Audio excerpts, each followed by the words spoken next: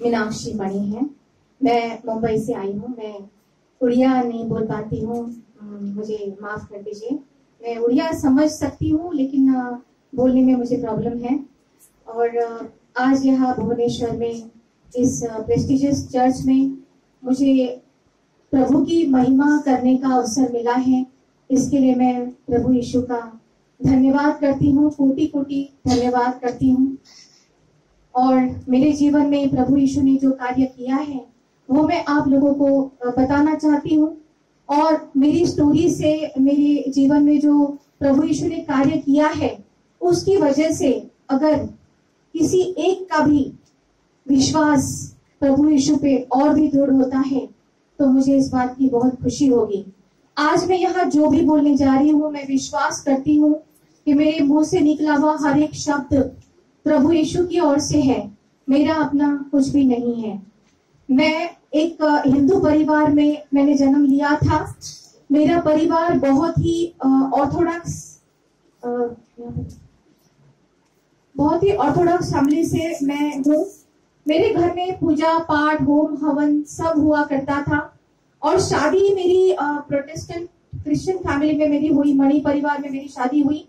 शादी के बाद मैंने कभी भी धर्म परिवर्तन या प्रभु यीशु को एक्सेप्ट करने के बारे में नहीं सोचा, क्योंकि मैं बहुत प्राउड थी अपने धर्म के लिए। और जब मेरे ससुराल वाले, मेरे इन-लॉज, मेरी सास मुझे बाइबल लाके देती थी और मेरे घर में मुंबई में जब बहुत सारी मूर्तियां प्रभु की मतलब ईश्वर की रखी हुई थी, हिंदू गॉड्स की मूर्तियां बहुत सारी रखी हुई थी, तो मेरी सास मुझे अक्सर कहा करती थी कि आप ऐसे सब स्टैचूज घर में मत रखिए और आप बाइबल पढ़िए। हालांकि उन्होंने मुझे कोई जोर जबरदस्ती नहीं की, क्योंकि मुझे ऐसा लगता है कि प्रभु की जब इच्छा होती है तभी हम लोग प्रभु को एक्सेप्ट करते हैं। उनकी तरफ से जब बुलावा आता है तभी हम लोग प्रभु के चरणों में आते हैं।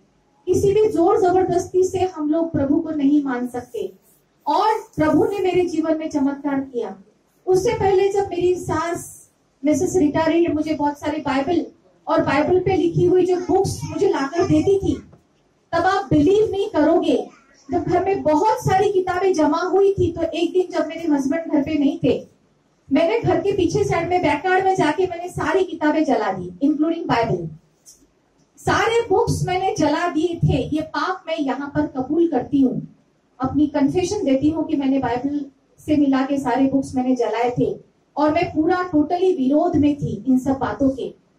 फिर ऐसे चमत्कार हुआ। मैं मुंबई में इवेंट मैनेजमेंट में करती हूँ, हमारी खुद की कंपनी है। मेरे हस्बैंड और मैं, हम दोनों इवेंट मैनेजमेंट करते हैं।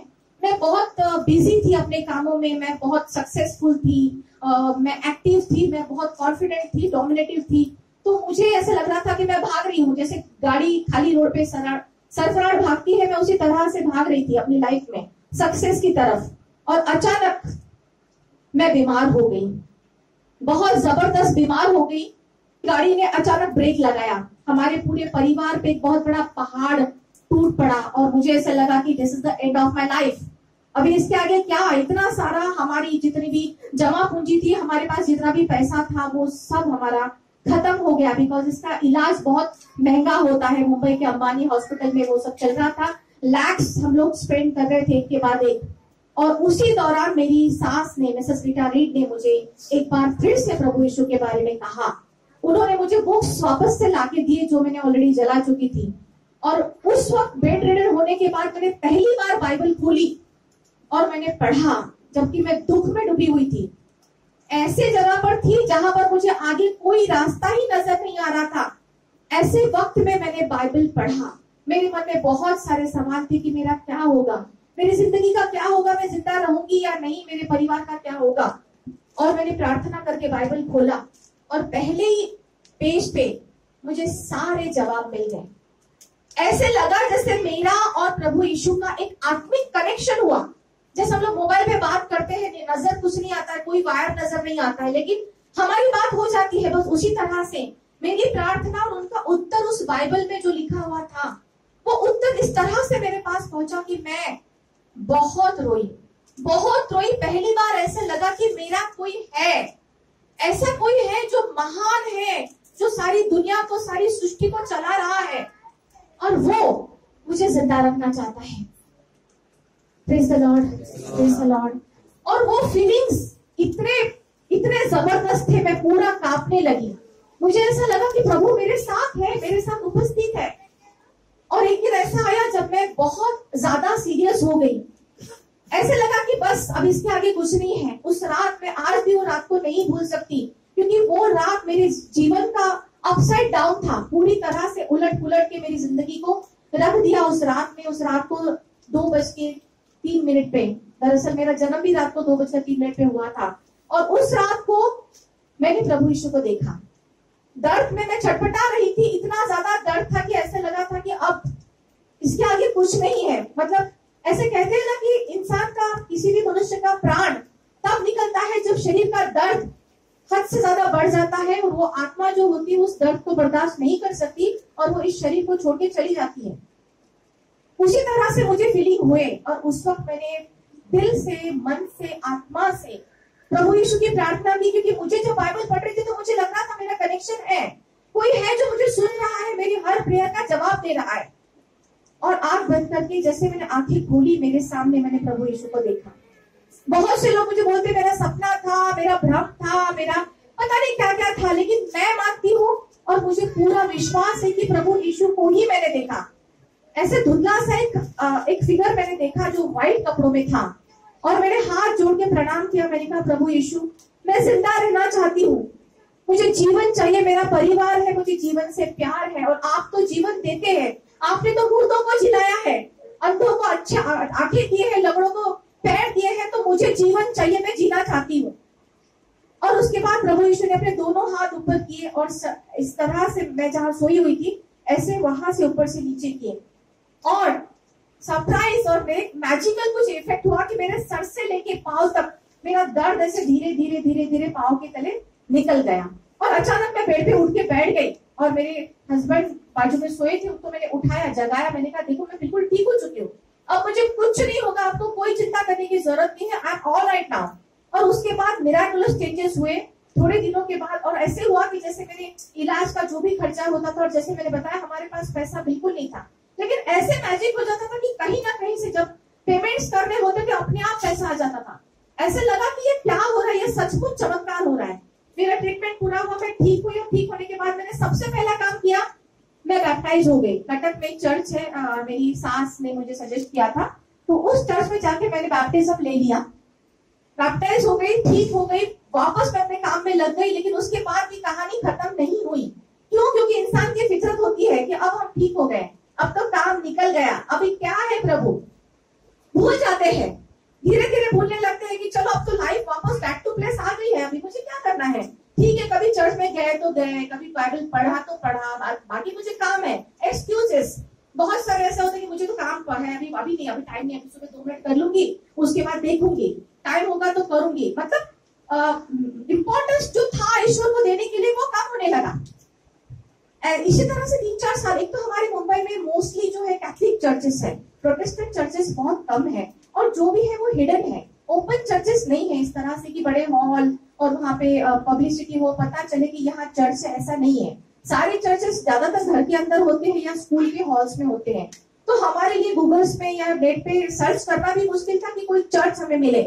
फाइनली हम लोगों ने लास्ट 1-1.5 साल पहले एक चर्च हमें मिला और मैंने रेगुलरली जाना चालू किया। एक बार मैं और भी मेंशन करना चाहूंगी कि मेरे मौसा जी जो पास्टर थे, पुलक प्रामाणिक जी, मिसेस लीना प्रामाणिक के हस्बैंड, वो उन्होंने और लीना मौसी ने मुझे बहुत इंकरेज किया।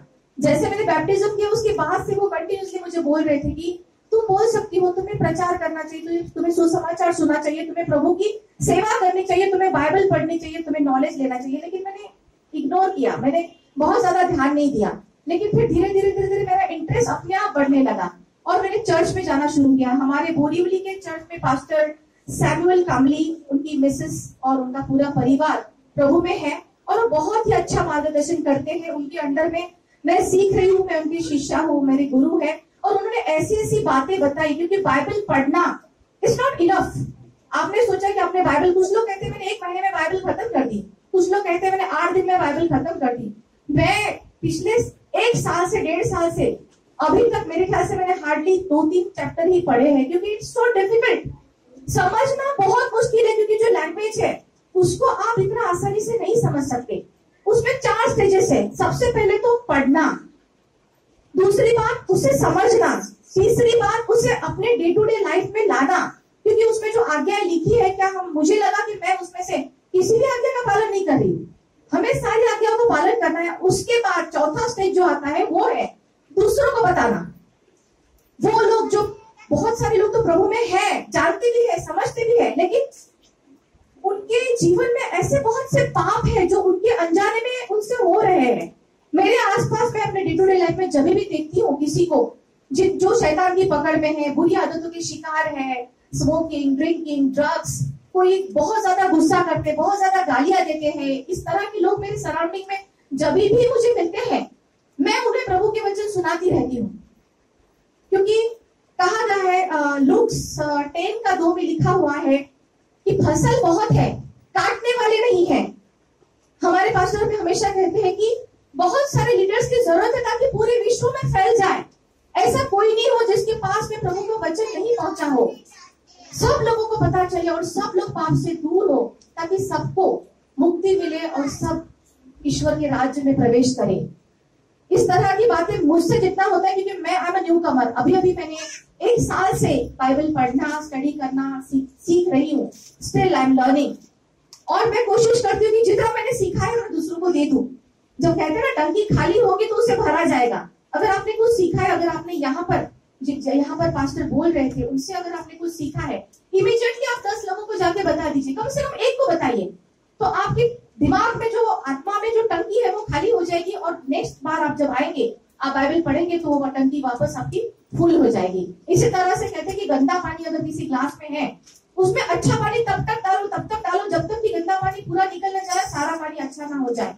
तो इसी तरह से मैं कंटिन्यूसली, मतलब मैं पढ़ रही हूँ, प्रे कर रही हूँ और सीख रही हूँ। जब मैंने 7 डेडली सिंस के बारे में पढ़ा, 7 महापाप जो बताया गया है, that is great, gluttony, wrath, envy, sloth, lust and pride। मुझे ऐसा लगा कि ये पाप तो हम डे टू डे लाइफ में करते हैं।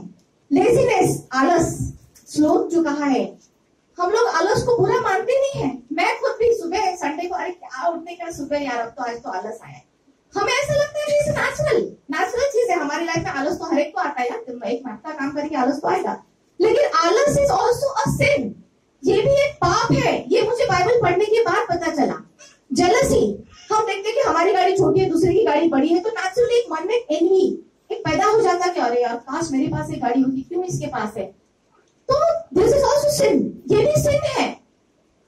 लेकिन पहले जब मैंने बाइबल नहीं पढ़ी थी, मुझे ऐसा लगता था कि ये तो नेचुरल फीलिंग्स है, सबको ही लगता है। जेलसी तो सबको होती है यार, और लेजीनेस सबको आता है, ग्रीड सबको होती है कि मुझे और ज्यादा पैसा कमाना है, और चाहिए। ग्लटनी, हम लोग पेट भरने के बाद भी ऊपर से स्वीट खाते हैं, ऊपर से आइसक्रीम खाते हैं, दैट इज ग्लटनी।